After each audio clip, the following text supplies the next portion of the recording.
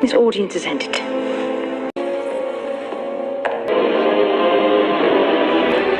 Then I have little choice but to ask for another. One with Numenor's true ruler. Your father, the king. You should stand aside, that I might present my proposal to one who holds the authority to answer it. What authority do you speak, elf? Castaway, grasping for a handhold in a tempest. There is a tempest in me, and it will not be quelled by you, Regent. Fool of a took. Throw yourself in next time and rid us of your stupidity. Hi there everyone, Lars here, with another Rings of Power review and analysis brought to you by Camille's Harem. Not just a podcast for novice writers by novice writers, but also a YouTube channel by novice writers for novice writers. Because writing is an adventure, it's more fun with friends. And thanks to you guys, I continue on this sluggish journey through the Rings of Power series. I don't know what was really happening in the first half of this episode, but it really, honestly, was putting me to sleep. I know that a whole lot of other reviewers out there have said, it's just so boring, it's been boring me to tears, it put me to sleep. And I'm like, nah, it's not that bad. This episode, oh boy. Wow, I was having a really hard time there for a little while. And then we got into the second half of the episode, and my my sleepiness was replaced with just anger and eye rolls, and at least a couple of scenes that I actually did appreciate. So, as I normally do with my reviews and analyses for this show, I am going to do a spoilery overview of the entire episode, tell you exactly what's in there, so that way you don't have to have watched this episode to know what I'm talking about. And trust you me, there's so many other things you could be doing with an extra hour in the day, so use your time wisely, don't watch this show. I will then look at the lore accuracies and inaccuracies within this episode, and then discuss what Tolkien was trying to do with the stuff that we know that's in this show. And then I will have a look at the Rings of Power as if it were a completely original idea. Tolkien never existed, the Lord of the Rings didn't exist, and this was all something that the showrunners had cooked up by themselves. And that way we can then see if this story has any real merit or worth to it on its own. Now, before I get actually into my overview for the episode, there's a couple of things that I definitely want to discuss right here. Just really quick, get them off my chest. If you want to get just right into the episode, you have the timestamps, you have everything there, so that way you can just hop around to where you want to go. But these are the things that I definitely need to talk about. So, there's something that I recently learned, and it definitely pays to keep your ear to the floor and figure out what exactly is going on with any sort of big production that you are interested in. Because there's a lot of people talking, there's a lot of misinformation, there's a lot of good information, and sometimes there's some truly insightful information.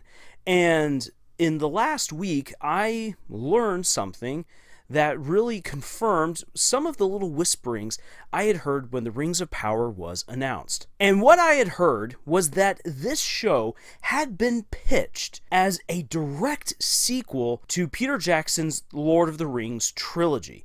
That the showrunners, J.D. Payne and Patrick McKay, had basically showed Amazon the opening clip to The Lord of the Rings and said, you see that epic battle right there? We want to tell the story of how we got to that point. And I like that idea. The thing is that the people within Hollywood who can confirm that this is indeed the pitch that these guys gave actually really hated that pitch, saying, if you are going to use someone else's work, you are bound to that person's work and you lose all kind of creative freedom and it makes you look lazy, yada, yada, yada. Look, I'm just going to say that I personally like the idea.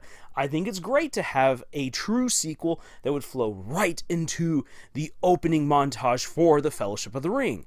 However, that's the problem. Because that is what they pitched, because that is what they promised, we can then see throughout these 4 episodes thus far all of the different deviations that in no kind of way lead up to the opening for the Lord of the Rings trilogy, especially when it comes to the Numenorians. It just doesn't really make much sense. Or with the elves, everything just seems weird. It doesn't quite connect. It's 25% or more different, because that's the J.J. Abrams way. And as a result, the promise that they gave that this would be a sequel, or not a sequel, but a prequel, a lead into the Fellowship of the Ring and everything else that comes after that, well, that's false. It was a lie. And I've brought this up before, that if you tell people that you're going to tell them a specific story, you need to tell them that story, because otherwise you cheat them of the experience that they were hoping to have. Now then, even if you tell them a great story and they enjoy it, well, they're still going to remember, I have been told something different. I might have enjoyed it, but it's not the story I was told I was going to get. And when you go that route, you risk alienating your audience. And that's something that is seen very, very clearly in how the show has been received. Now that we finally have reviews coming onto Amazon, the show is being rated at about 3.3, 3.4 stars on Amazon, out of, at least when I checked, 13,000 plus reviews. So many fans are saying in their own way that they are not going to watch this, or they're just completely tearing it to shreds. Even Access Media is beginning to say, look, there's some kind of problems. And if the numbers are to be believed, this show has opened behind two other shows that it was competing against, one of which it should be going absolutely head-to-head with, which is the House of the Dragon. But it's fallen way behind the House of the Dragon, and it's fallen behind She-Hulk. People who are in the know within the film and television industry said that Rings of Power should have trounced She-Hulk in terms of reception and viewership.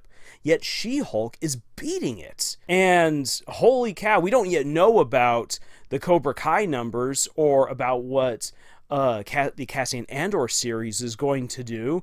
And so it looks as though in a time when we should be seeing all of these shows duke it out for the top spot, Tolkien's work, which is one of the greatest literary works of all time and has fans by the millions across the world, it's underperforming. And it probably is a tie-in to the fact that we were told we were going to get a certain show, and that's not the story that we're getting. Another thing, and then I promise I will jump into my spoilery overview of the episode. I have said it before that this show feels like a really nice first draft. And the thing is that now that we're now halfway through the season, and it really is beginning to show. There are so many points of inconsistency within the lore, within the dialogue, within the character development, especially here in episode 4. We were just kind of hopping around. I was getting lost. I've watched these episodes.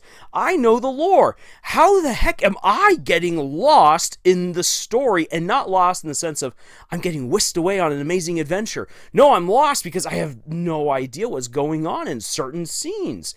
Why is Durin the Fourth suddenly distancing himself from Elrond? It doesn't really make a whole lot of sense. What is the conflict between the two Durins? What even are the elves actually planning? Again, why is it that the Númenóreans don't really like the elves? There is so much context that is missing within this story. And, oh boy, yeah, well, yeah, I'm going to get into some of that stuff here really, really soon. But the thing is this story totally reads and is watched as basically a first draft. And that's not good. That's not good at all. Your first draft is where you get all of your ideas out there onto the board, both the good and the bad, and then you go through the editing process to find those good gems, refine them, and remove all of the dross and filth, so that way you've got a good, concise, awesome story. We're not getting that here with this show. It is absolutely a first draft. And whereas I said that this is actually a pretty good first draft, now halfway through the series, all of the problems are beginning to mount, and I can't even say that it's a good first draft. It's just a first draft. And a first draft should not be what you publish and show to your audience. So, with all that being said, let's get into the spoilery overview of this episode. I am not going to go beat for beat for beat exactly all the different places that we're going, because again, this episode is really choppy. The pacing problems were really, really pronounced. Oh boy. So let's start off actually with the things that are happening on Numenor, because there's a lot of stuff happening here on Numenor. Isildur fails his test to enter into the Sea Guard. As a result, he is kicked out exactly as he wanted, but his instructor is a horrible man apparently, and decides to throw his friends out of the program as well, screwing over their future careers. This made absolutely no sense. Meanwhile, our Farazan is moving around. He's schmoozing, he's whining and dining the regular people of the capital, and his son comes to him and is all like, "Father, the elf has escaped!" And he's like, "No, don't worry about it, my son. Everything will be fine. I must deal with the common people. I now have a speech prepared, and I happen to have wine for everyone." It is an absolutely bizarre scene. How did this guy know that he was going to suddenly need wine for an entire mob in order to placate them? This scene made no sense. And then his son is flirting with Elendil's daughter. I don't even know the son's name, and I've already forgotten Elendil's daughter's name. There's a real problem in this show that they don't really say characters' names enough in order for you to really get to know who they are. Pay attention to the Fellowship of the Ring, and pay attention to how many times characters' names are said, whether about them or directly to them. And that is a way of actually helping the audience connect who is who in a large cast. This show has an even larger cast, and I don't even know half of them by name. In any case, moving on, Galadriel manages to have her time in court before the queen. It's kind of weird that there aren't other people besides Elendil there to watch what is going on, but it is what it is. Queen Muriel has basically made up her mind as far as Galadriel is concerned, but Galadriel makes her claim that, hey, look, we have to join forces, we have to work together. Numenor needs to help out Middle-earth, and together we can defeat the evil. You know that it's coming. I definitely know that it's coming. And yeah, let's team up, because the plot demands that I, Galadriel, have an army. And Muriel's like, yeah, no, I'm not going to give that to you. And then we get this oh my gosh, the line where she says, "I have a tempest in me." Oh, that was cringe in the trailer. It's even more cringe when given the actual context of the conversation. And Galadriel gets exactly what she deserves. She gets thrown into prison for being disrespectful to the queen, and there she rots for a little bit with Halbrand. Now, Halbrand tries to teach Galadriel how to be a good politician, and I kind of like this. However, he got it absolutely wrong, and I'm going to get to that later here in the video when I talk about like what kinds of things we can actually learn from all of this. So yeah, in any case, he tries to teach her a little bit about diplomacy. The guards arrive to escort her to a ship, so that way she will be sailed back to Middle-earth, where she can then proceed with her quest to kill Sauron all by herself, which is what she's been fated to do because of her horrible leadership. Well, she easily manhandles all of the guards, throws them into her cell, and just the cheapest fight scene ever, and Ar-Pharazôn cowers like a coward, just as I expected he would be, over by Halbrand, and Halbrand's all like, "Don't try to get into the fight, let her go." And Galadriel then makes her way directly to the queen to confront the queen, because Halbrand said, you want to know what people are scared of, and you help them overcome their fears, and by doing that, you then actually have power over that person. So this is meant to be a moment where Galadriel finds out that the king is almost comatose, he's dying, and that Muriel is of course very upset about the passing of her father, but also she is burdened with the information from the Palantir that they have up in the tower that Numenor will fall. It will be collapsed into the ocean. And the coming of an elf, the elf Galadriel, is the herald to their doom. And that is why Muriel definitely does not want Galadriel around. So she's still going to exile Galadriel back to Middle-earth, which is then what she proceeds to do. However, the tree that was gifted to them by the Valar begins to shed its petals, heralding that doom is at hand, that the Valar are weeping because the Númenóreans have made the wrong choice. So Miriel calls back Galadriel and says to her people, look, the omen has been given, and if we don't do what is right, we will fall. But I will not command everyone to go to war. Instead, I will let them decide what they will do. I have decided that I will throw in my fate with the elves. I will lead my people to Middle-earth, and together, working with the elves, we will defeat the orcs in the Southlands, and we will stop Sauron's grand plan of establishing a kingdom in Mordor. And the people begin to say, yeah, we're going to do this, starting off with Isildur's friends, who are bummed that they are not collecting any sort of welfare checks, and Isildur, who's looking for a chance to prove himself because he realizes he was a bit of a jerk and an idiot, also volunteers to now go fight on Middle-earth, and the people of Númenor begin to rally. Huzzah! Galadriel now has her army, just as she told Halbrand she would have at the end of the 3rd episode, and we see that Halbrand is now loose, doing his own thing in Númenor. When we switch on over to what's happening in the Southlands, well, things are a little bit strange. So Arondir is brought before Adar, and Adar and Arondir have this interesting conversation that really doesn't mean a whole lot. We get a reference to Beleriand, which is really cool, but if you don't know what Beleriand is, it doesn't make any sense.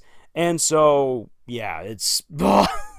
Again, the show's just lacking so much context. Any case, Adar says, I have a message for those humans in the Elven Tower. They must bow to me or die. And so, the orcs give all of the weapons that Arondir had back to him, set him loose, and then chase after him.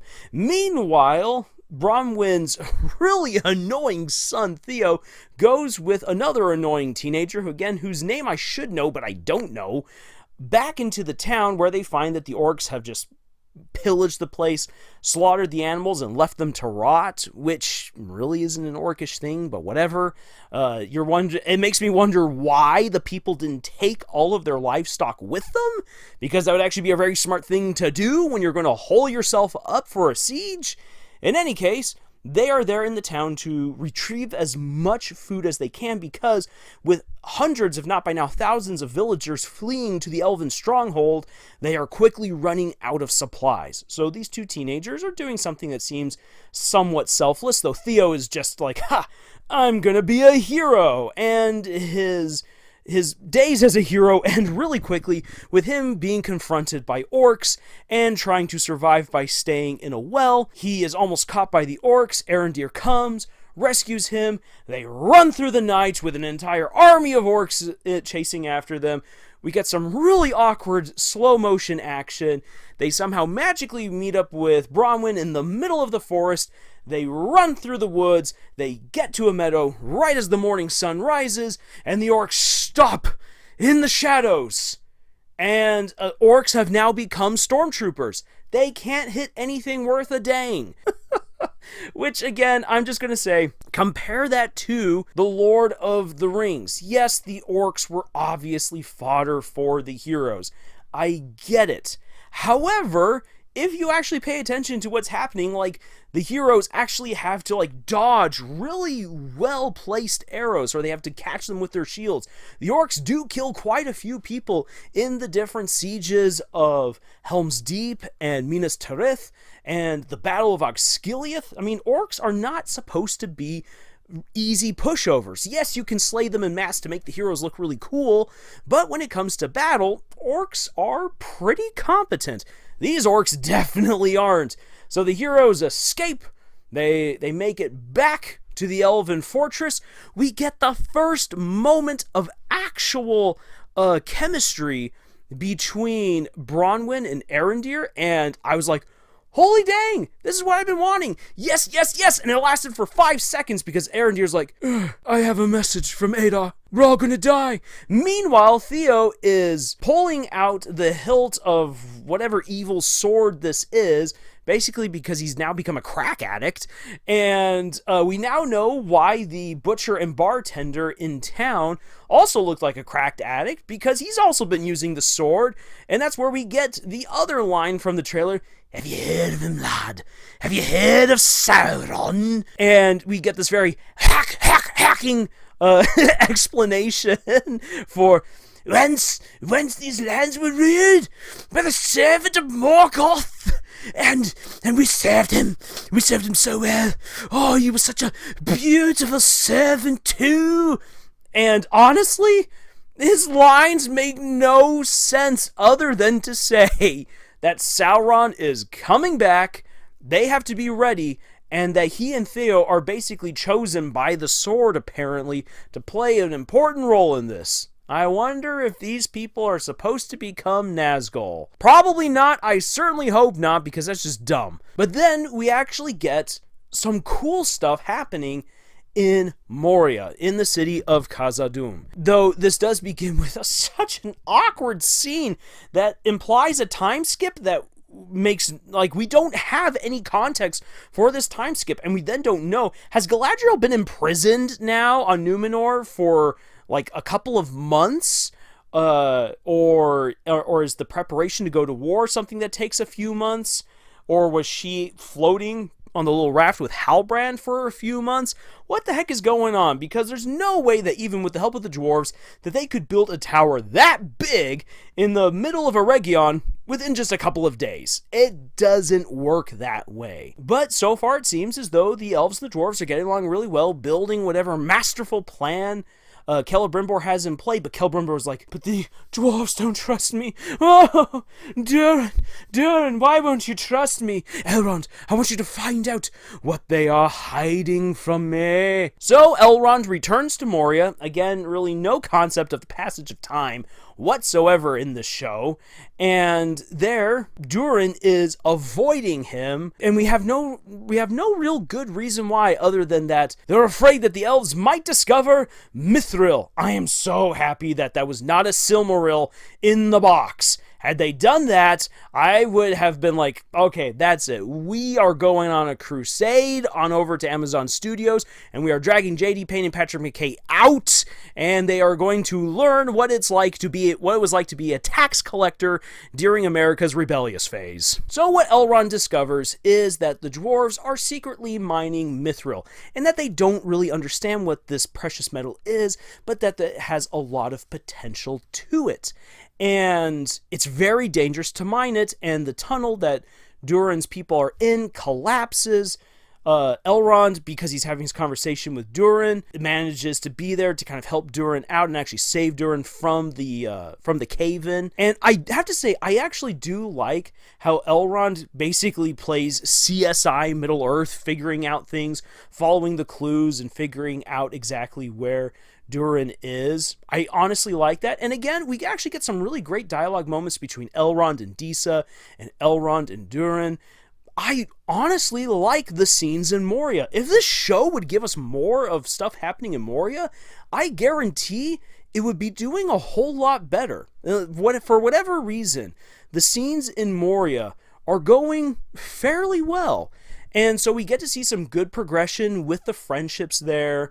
Hopefully Elrond will be an elf of his word and not share with the other elves the discovery of Mithril, which I'm going to get into that when I talk about lore accuracies here in just a moment, believe you me. We get a little bit of Disa's singing to the rocks, the resonating with the stones, with the mountain itself, and okay, that was something. It was kind of interesting.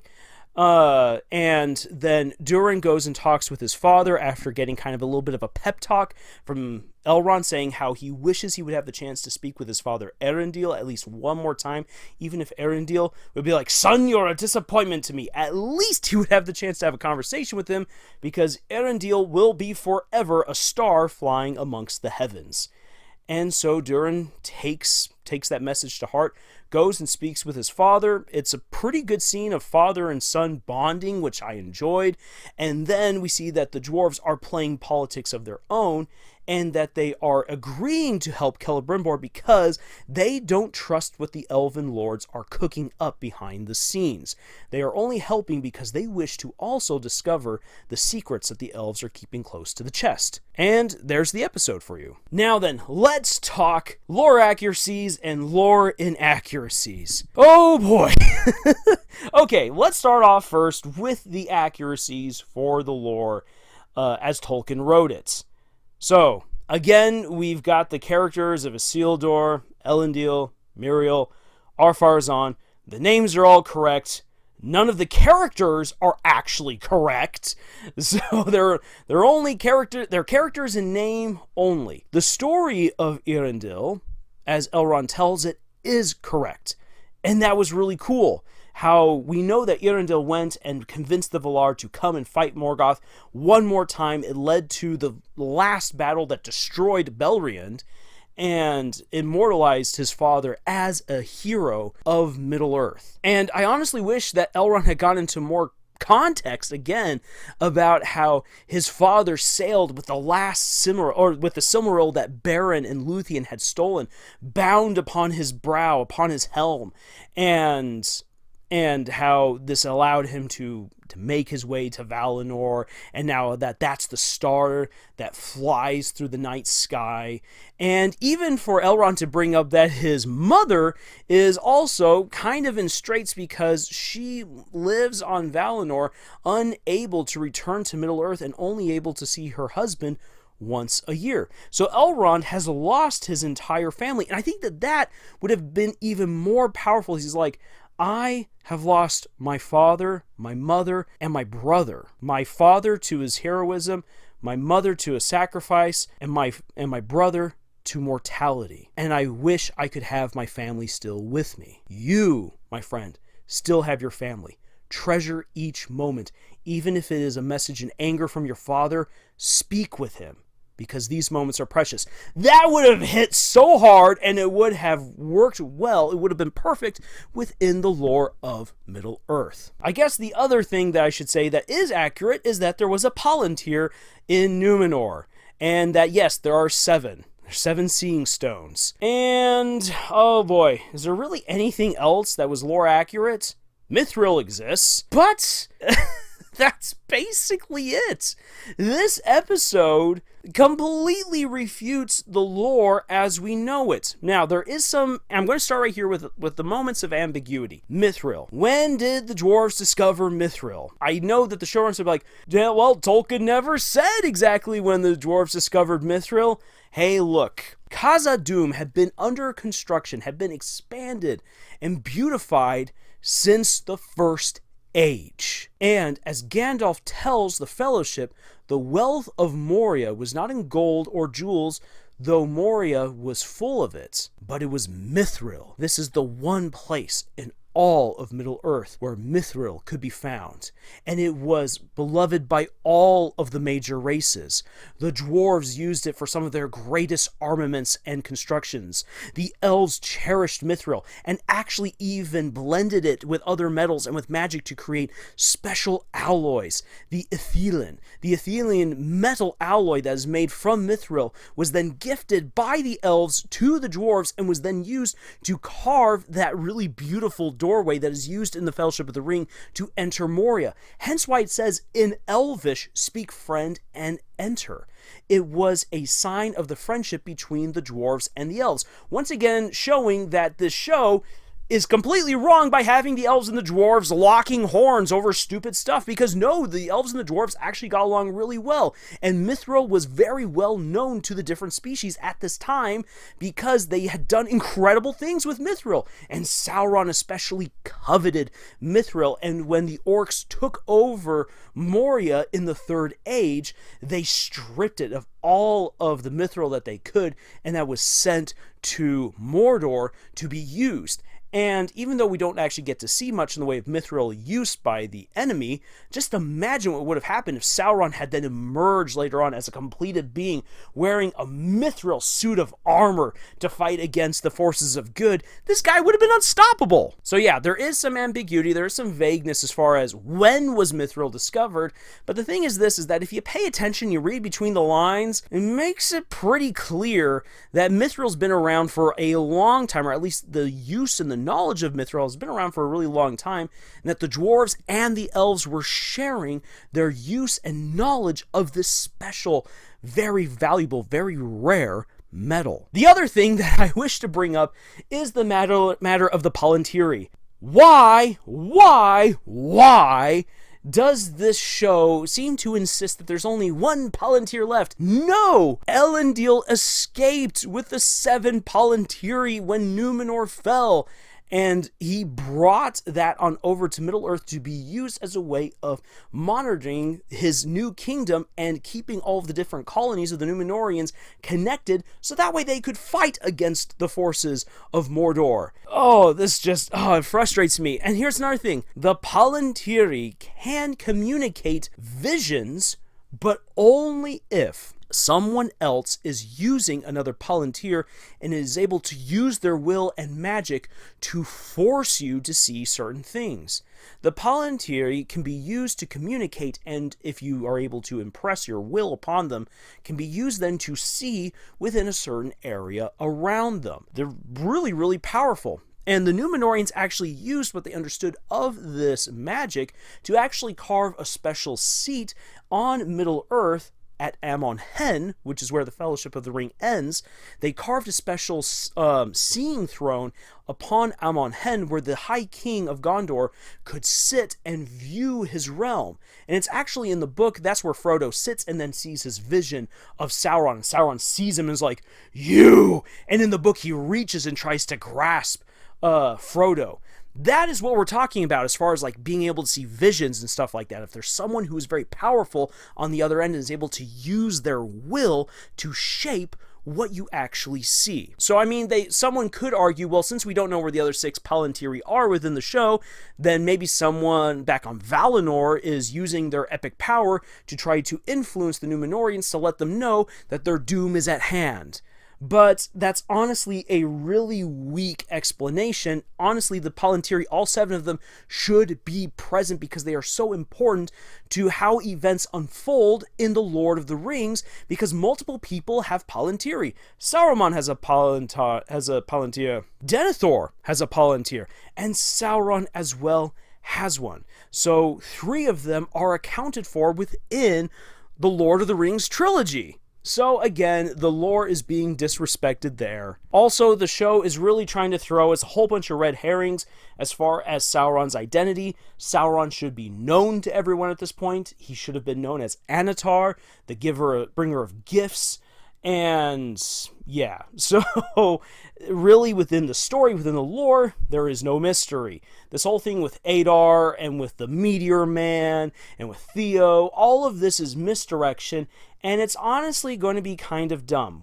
And I'll get to that again a little bit later, why this can be a really bad idea in the long run. One other moment of, at least to me, which was just annoying, an annoying departure from the lore, is seeing Ar-Pharazôn being a whimpering old man, just like, "Oh, Galadriel! She has defeated my god so easily!" That was dumb. Ar-Pharazôn was a force of will and power. You would fear him on the battlefield. This man, he didn't take crap from anyone. And it's just really sad to see Ar-Pharazôn just kind of belittled this way, because since I know that he's going to be a traitor later on, it makes his betrayal actually seem kind of pathetic. How is this doddering old dude going to end up overthrowing everyone when you can't even write a good speech for him? So, oh boy, that's annoying. Ar-Pharazôn should be cool, and this guy just isn't. I should also bring up the matter of resonating. This is a completely whole cloth magic that the showrunners came up with to kind of justify Disa's role within the story, which I'm just going to say, I like her as a character, and I don't think that you need to come up with some bogus little magic that the dwarves have to justify her existence. In fact, if anything, she becomes actually way more interesting when she's not some magical force. That she is a person who uses her charisma and her knowledge and her connections to actually wield power. And it just, again, it's just kind of weird right here, because the thing is that saying, oh, we're able to communicate with the stone through singing. Yes, that is an interesting little fantasy element, but it actually takes away the skill of the dwarves, who are able to look at stone within the books and be all like, you know what? I can judge this rock. I can tell you the history of this rock just by looking at it. And Gimli gives us a lot of information about how careful the dwarves are when it comes to doing any sort of stonework or mining. They are very careful, and that's one of the reasons why the dwarves are so prosperous. They're not like stupid humans who just burrow their way into the earth and hit pockets of poison or combustible gas and go kaboom, which is a very real danger if you do underground mining. So, yeah, this episode, so many lore inaccuracies. I got to the point where I'm like, this isn't even fan fiction anymore. We've kind of gotten into this point where this is absolutely just an original story that's just hijacked the names that Tolkien came up with. And at this point, it's just kind of like, wow. Why even bother talking about the lore accuracies and inaccuracies? Because at this point, almost everything is inaccurate, other than some slight references to like the story of Irindil, which then becomes some of the best parts within the story because they're written well. Why are they written well? Because that's actually what Tolkien wrote. So moving on, let's talk about why did Tolkien write some of the stuff that he did. And I actually want to have a look here at Mithril. One of the neat things about this magical special alloy is that Tolkien understood something about the ancient legends of stuff like Beowulf, of magical metal. Now then, in old tradition, these kinds of like swords and armor and shields that were used by great warriors, this magic metal was historically what it was because it was forged to be excellent steel. But within the histories, within the legends, it was forged with special magic. It was forged of a unique metal that no one else had. Now then, Tolkien could have just waved his hand, been like, yes, this sword was forged specially by the elves, which he does every now and then, but by using Mithril, Tolkien actually gave some hard world building to his world that has stuck with fantasy ever since. Because you see, Mithril just kind of makes sense in a really cool way. It is this silvery, steely substance that if you know how to use it right, you can forge it into armor that is silky and extraordinarily light as a feather, but as hard as dragon scales. And you can shape it to become all different kinds of things. It is a miracle metal. But beyond that, if you're a good metallurgist, you can transform Mithril into something truly magical. And what's neat about this is that it not only harkens back to the amazing armor and weapons of Beowulf, but it allowed Tolkien to come up with just really cool things. Take some time and read through the works of Tolkien and find out, like, there's some really neat heirlooms, magical items, weapons, armor, and even entire structures forged of Mithril that become these icons that don't just exist to be cool, but also to connect the history of Middle-earth. Which again, if you get like some of these swords from the Viking era, true steel blades, it is a connection to an ancient age and a connection to the beliefs of magic and of just ancient metallurgy that we are only rediscovering today. Mithril is truly a miracle metal that you can do a whole lot with, and it's because there's so much potential in this. That's why it's become a staple of fantasy for decades since. You can find all different kinds of fantasy games, such as Dungeons and Dragons, or you can even find manga that actually have direct references to Mithril and stay true in many ways to the awesome legend that Tolkien built for it. It's his own just amazing little contribution to fantasy. But one more thing that I do want to talk about as far as what Tolkien wrote. The story of Eärendil. Eärendil is one of the greatest heroes in all of Middle-earth. He stands right up there with Fingolfin, who fought Morgoth face to face and almost beat him, which is absolutely awesome. I love the story of Fingolfin. Or of Beren and Luthien, who risked everything to enter into hell itself and take on Morgoth and steal one of the Silmarils from his crown. Eärendil does something that no one thought was possible. To have a mortal, the half-elf, make his way to Valinor and convince the Valar, after an entire age of basically staying out of the fight, to come back to Middle-earth and finish the job and defeat evil once and for all. At least that's what he hoped. And Eärendil saved all of Middle-earth by defeating Ancalagon the Black. Eärendil was absolutely a hero. However, as Tolkien understood, and I definitely brought this up in my review and analysis of The Scouring of the Shire, Tolkien understood that there's a price to be paid, that not all heroes get to return home and have the hero's welcome. Eärendil has to pay a price for breaking the laws of Valinor, and as such, he is granted a tremendous duty of sailing across the stars with the Silmaril that was retrieved by his forebears. And it's an interesting thing. It's a very bittersweet kind of ending right there. It definitely is a reflection of Tolkien's headspace, because as someone who lived through World War I, he knew that even though you were a hero, life moves on in ways that kind of doesn't mirror your great sacrifice. You can become a legend, but not all legends necessarily end happily. And that can be kind of a bitter realization, but it's also one that allows us to treasure the goodness. Because remember that Eärendil gets to be with his wife at least once a year. And that is a beautiful reunion each and every time that they pass. Not only that, but by putting Eärendil into the sky, the Valar are able to preserve the light of one Silmaril.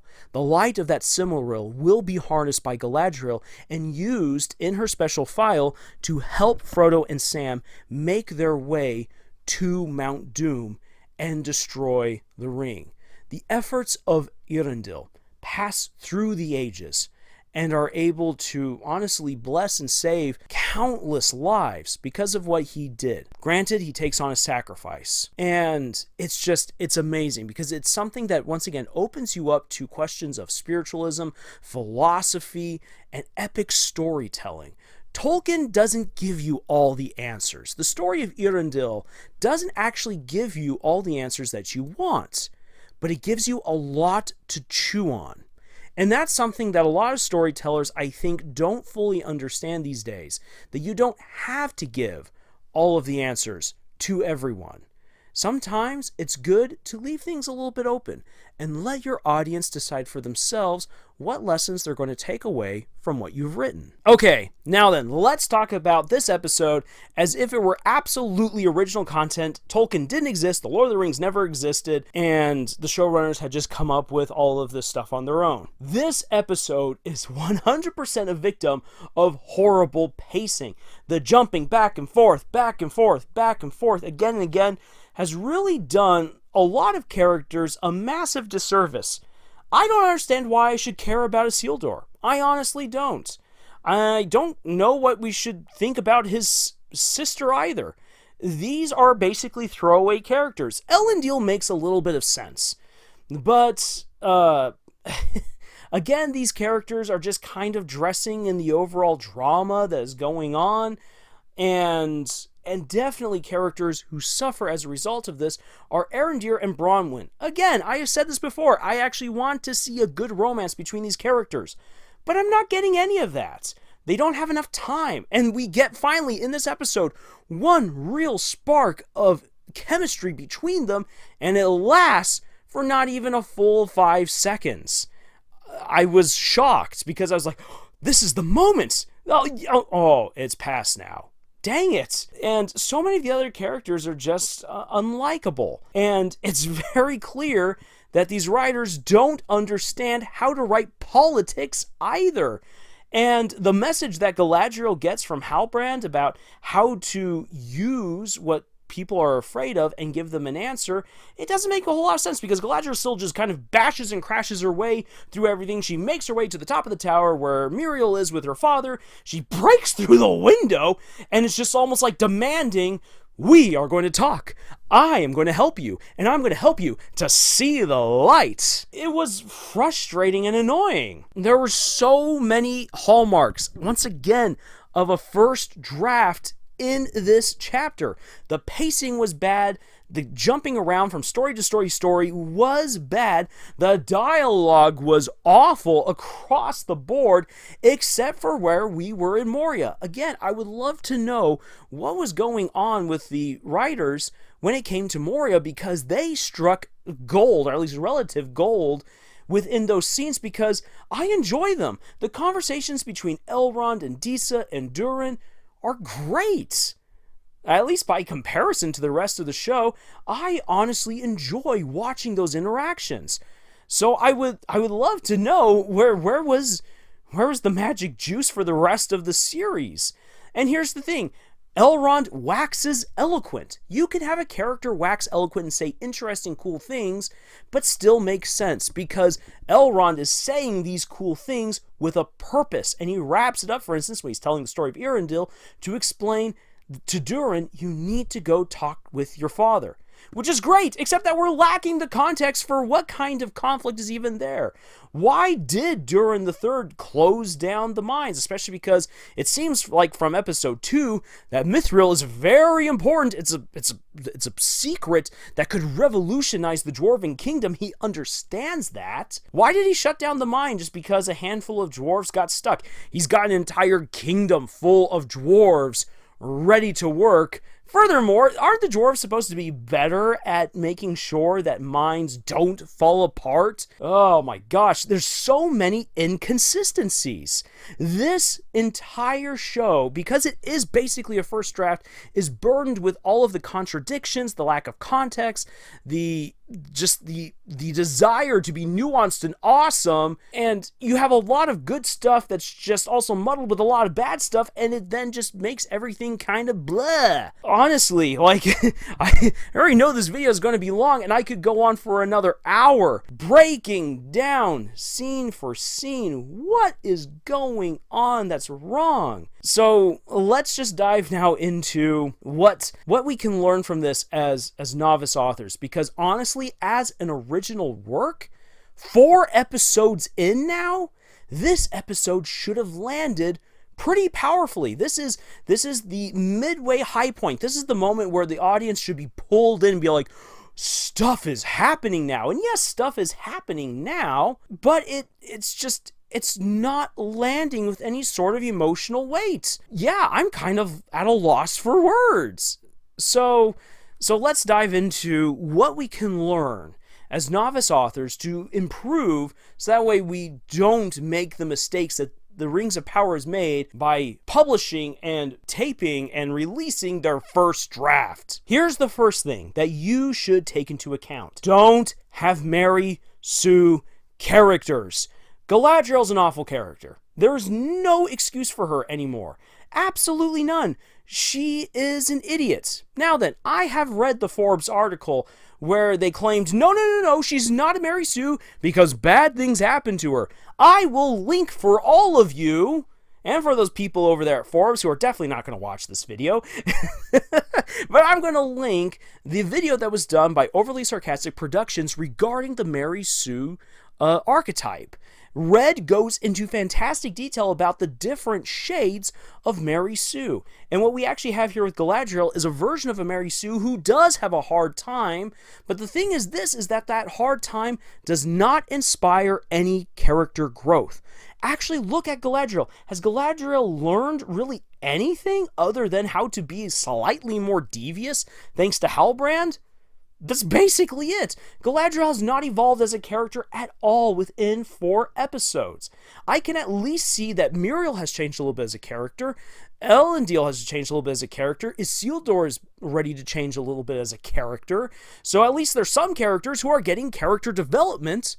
But Galadriel hasn't, and everything falls into the palm of Galadriel's hands. She's able to kill an ice troll or snow troll, whatever it is, all by herself. Really easy, no problem whatsoever. She survives throwing herself into the middle of the ocean and swimming her way back to Middle-earth by running it precisely into the place where she needed to be, getting picked up at the exact time that she needed to get picked up, discovering information that had been lost to the world for thousands of years because a guy literally hands it to her, something that no one apparently took any notice of in the library over there in Numenor. What the heck is going on here? And then she tells Halbrand, I will have an army, don't you worry. And she gets an army by the end of the episode because she basically threatens Muriel. This is this is the definition of a Mary Sue. She has not changed at all, and the story conforms to what she needs. Yes, she's suffering, but that suffering isn't leading to any character development. Why torture your characters unless it means something? There's a reason why we call certain stories torture porn. It's where you make a character suffer in horrible ways, whether psychologically or physically, and you just continuously torture them, and they never get out of it. And you just get this weird, sick pleasure of watching this character just suffer. In a weird way, that's what we're getting here with Galadriel, because she's constantly suffering. She has all of these obstacles that are thrown in her way, but they mean nothing to her in the end, because she's never progressing as a character. So this isn't what we would exactly call torture porn, but this is a tortured Mary Sue who still gets everything that she wants, and that makes it even more frustrating. Because she's not learning humility, she's not learning any good life lessons, she's not becoming a better character, and yet she's still getting everything that she needs and wants. The story conforms to her will. Galadriel is 100% a Mary Sue, and that is annoying. When I first started writing, I have one character, and you can actually find that character in a couple of my books. You'll especially find him in Knights of Halicruz and the Dark Rebellion. He actually started off as a Gary Stu character, the male version of a Mary Sue. And I really had to take my time and break him down. Take him down a couple of pegs. And it makes him such a better character as a result. And he's an absolute delight to write. One of my personal favorite characters. And he became better because I took away his Mary Sue-ness. So a Mary Sue really does pull away the advantages that come with really any kind of good fantasy storytelling. It's probably not the best way of putting it, but a Mary Sue character cannot change. And because that character cannot change, there's really no reason to get invested in their journey. Because again, power-ups and plot development are not character development. And a story lives or dies by its characters. And this show is dying because of Galadriel. Do not let a Mary Sue character ruin your story. Another thing I'm going to say is this, the dialogue. Read your dialogue out loud. And yes, it is so cringy sometimes. It's embarrassing. If you need to, sequester yourself away from anyone else, read it out loud, cringe and feel embarrassed in private, and then work on refining your dialogue. I get it. Dialogue is hard. I kid you not, I just went through a long chapter that was very dialogue heavy between two characters, and this was a chapter I was dreading to edit because one character had confessed his feelings to another, she had rejected them, so it makes this chapter very awkward. They're trying to hold on to their friendship, but the feelings are out there in the open, and of course other things in the plot have been happening, so there's a lot for these two to talk about. And because they're teenagers, well, teenagers don't always have the most intelligent of conversations. Things meander here and there, and so it was very difficult to balance a naturally feeling or naturally sounding conversation that allows me to preserve the awkwardness of where their relationship is currently at without making them seem too stupid or too intelligent. And it was hard, but it was definitely worth it, because even though I know I'm still going to have to edit this chapter again, it definitely needs more work. I'm now out of that first draft. I'm into that second draft, and it feels so good to know that that dialogue now reads stronger and better, because I will feel more confident when I tackle it again. So take your time with the dialogue. Take your time with editing. Don't just rely on your first draft. Another thing that I'm going to bring up here is this. Know how to write politics. Oh boy, I'm just going to say this right here. The moment at the beginning of the show, or the beginning of this episode, where we get to see Ar-Pharazôn with the common folk, and he's supposed to be having conversations. Why do we not see the conversations? He's just shaking hands, just being like, "Hey, everyone, I'm here in town. Yeah, let me shake your hand," as his son is telling him what's going on with Galadriel. And he then is like, "Well, let me have a speech. Oh, and I happen to have wine for everyone." It's like, how contrived is this? People can see when a scene or a scenario is contrived, and they will not accept it. They will not buy into it. And again, just the monologue was awful. It really needed some editing. But the thing is this right here. You have to understand politics in order to write a good politician. And Ar-Pharazôn is not written as a good politician. I get that they're trying to go with the whole man of the people vibe, and as such, we need to actually see him being a man of the people.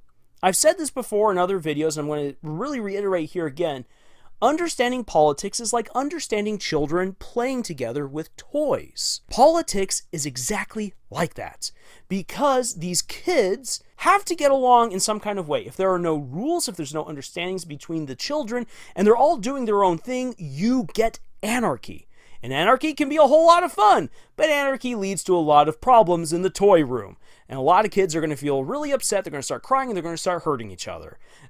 That's anarchy right there. So kids are either given rules that they then abide by, or the kids come up with their own rules in order for people to play around with each other. And so kids will basically form alliances with each other in order to get the toys that they want, or to play the game that they want, or to do the make-believe that they want, or to make the friends that they want, or to exclude the people that they don't like. And that's basically the way it goes in politics. In politics, you want something. You either want power, or you want money, or you want laws to be passed. And so you have to find like-minded people, and you work together to acquire what you need in order to get what you want. If there's certain people you don't like, you surround yourself with people that help you to shun those that you don't like. It's very much the same. So if we think about what Ar-Pharazôn is doing right here, he is a man of the people. Let's say that there's going to be a kid of the kids in the toy room. Well, that kid is going to go around and is going to be like, "Hey, Jimmy, I see that you're playing right there with a bunch of little Legos, but your favorite Lego guy's missing his head. I happen to have some Legos right here. If you want, you can take one of the heads, or you can play with the full Lego dudes, little Jimmy." And Jimmy's going to be like, "Thank you. You're such a good friend." He's like, "Yeah, yes, I am. Hey, let's play together later, because I kind of want to make a Lego pyramid, okay?"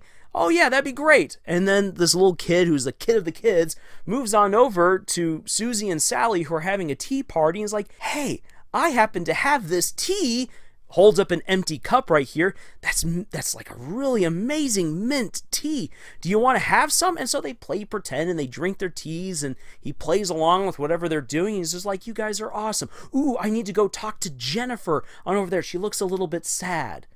That is kind of what we need to see with Ar-Pharazôn, where Ar-Pharazôn is like, "I want to get to know everyone, and I want to have their loyalty and their friendship." So as he's in the marketplace, what we should have seen him be all like, "How's your wife doing?" And then we get a response, and he's all like, "Oh, send her my regards." Or with another guy, he's all like, I hear that times have been a little bit rough," and then he pays extra for some little trinket that he then some pin or something that they then puts onto his robes, and he now shows it off, and he's just all like, "Don't worry, Soon, everyone's going to be coming to you, my friend. And because he's all like, not only did I pay you a little bit extra for this little pin, but everyone's going to see me, the counselor to the queen, wearing your awesome pin, and everyone's going to want to know, where did you get that pin? Well, you see, I got it from my good friend on over there. You should check out his shop. And so it then looks as though Ar-Pharazôn is truly a man of the people. He's getting to know everyone. But then you would then show at a later point where Ar-Pharazôn, like maybe for instance, like when he's delivering his speech about how they will not have elves in Numenor to take away their work, he might then call out that person who he has bought the pin from. He then says, I know that some of you are struggling and that you do not need competition from these outside elves. And so will you lend me your voices, and we will take our combined voices before the queen and let her know that we will not allow elves on our shores. He is rallying these people with whom he has formed supposed friendships, and he is using their combined might to then sway the queen. And by doing that, by controlling the people, by making it seem like he loves all of them, he's able to use their combined might to force the queen's hand, thereby allowing him to get the toy that he really wants, which is the power of the crown itself. Even if he can't wear it, there's a way in which he can still take it. And that is politics. Here's another thing. If you're going to come up with your own different kinds of special materials, like mithril, palantir, you should have a certain set of rules for them that help people to understand how they work. One of the reasons why I bring this up is because, again, when it comes to the palantir, if you look at what is shown in the Lord of the Rings trilogy as opposed to what they then talk about in the Rings of Power, it doesn't really make any sense. What exactly do these seeing stones do? What makes this one all about visions? And is that the one then that Saruman has?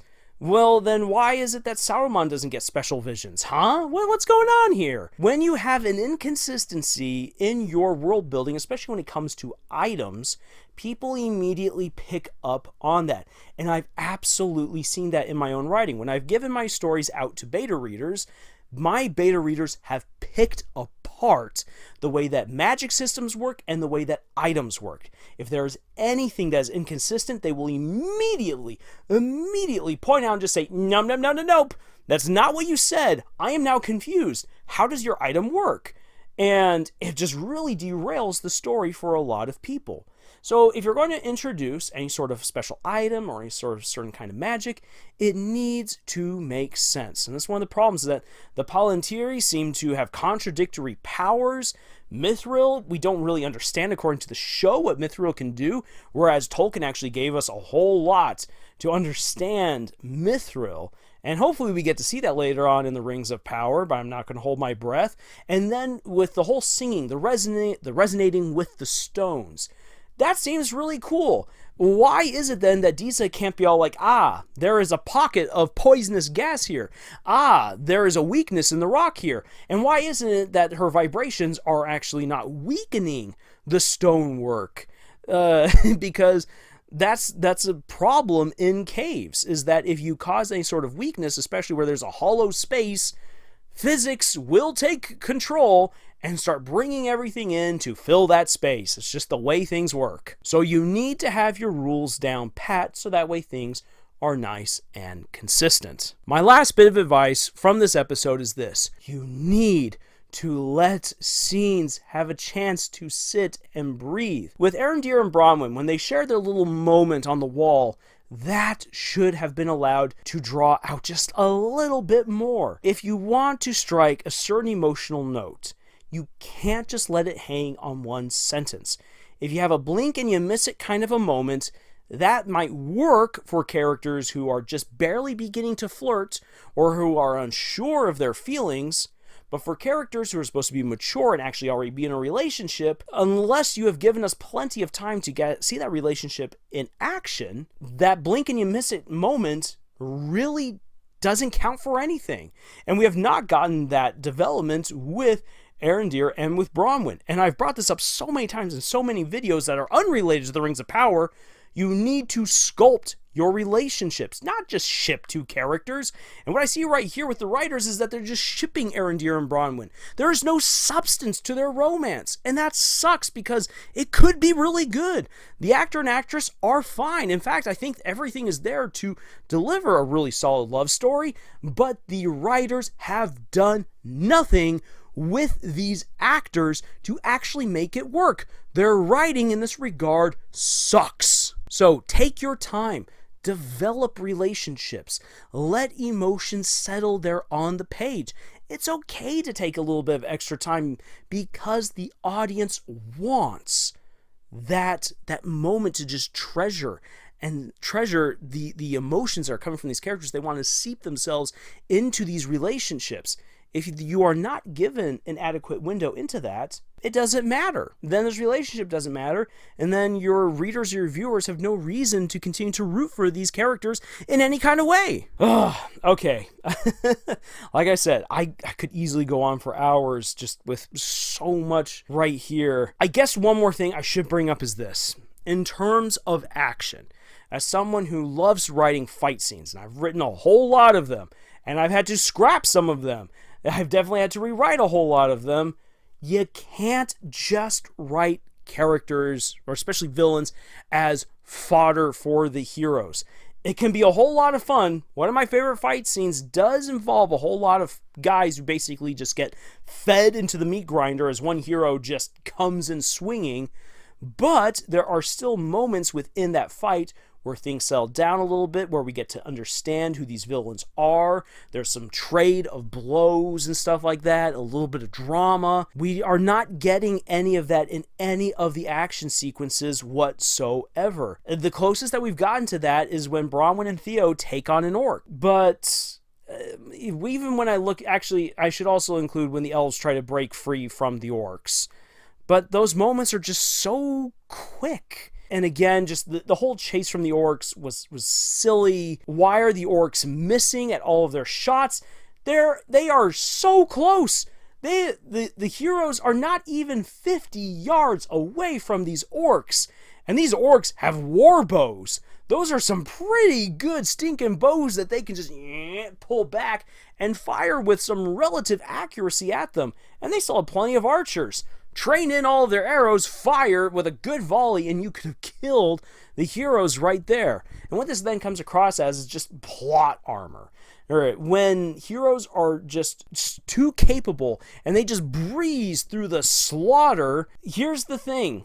You can write that, but it has to be earned. And these moments definitely weren't earned. And usually when a character just wreaks immense slaughter on the battlefield, there has to be a moment of reflection, either on the part of the villains or on the part of the heroes, where it's just like, wow, that was something. I think one of the coolest moments where I've gotten to read another author do that is in the Stormlight Archive. In the first book, The Way of Kings, where Dalinar has to cut his way to save one of his old allies, Sadeas, from being killed in battle.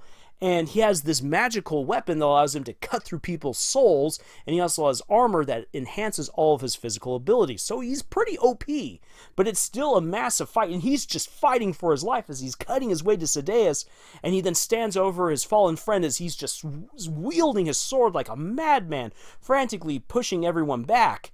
And after the battle, like, his armor's riddled with cracks, and he and his friend have nearly died in the process, and he looks and he's seen that he's killed like 300 people in just like a matter of minutes, and he's like, oh my gosh, like, this was insane, and he's disturbed by just how much death and destruction he meted out. And while it was for a good cause to save another person, he still is just like, this is messed up.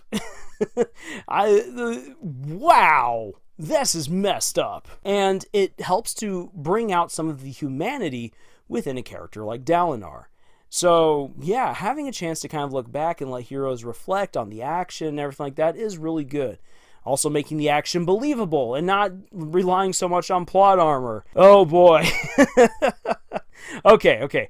That's all for me for now, because this video has already gone on pretty long. Woof. Yeah, Rings of Power is just, I understand why they're losing so many viewers over time. I understand why the show is losing in the head-to-head match with so many other franchises that are releasing either really good or really bad shows and seasons right now. Because Rings of Power is a first draft. It has all of the drawbacks of a first draft. And as such, all of the potential that's there, whether it be whatever is true to Tolkien's mythology or whatever was original content, is held back by its weaknesses. Really, my last bit of parting advice to you all is this: edit your work. Take the time. It is absolutely worth it to do it. Now, with that being said, if you're looking for more writing advice, please feel free to check out our other videos here. And you can also go on over to our podcast, Camille's Harem, found on Podbean, iTunes, Google Play, Spotify, the works. We have writing exercises for you to check out over at our Pinterest page. And of course, we would love for you to comment down below, tell us your thoughts about what's going on. And you can also join our ever-growing community of novice authors. Links for all of these things and more are in the description below. Thank you for joining us on this adventure that we call writing. Thank you for giving me the strength and the motivation to continue through this long slog called the Rings of Power. And until the next video, y'all, tschüss.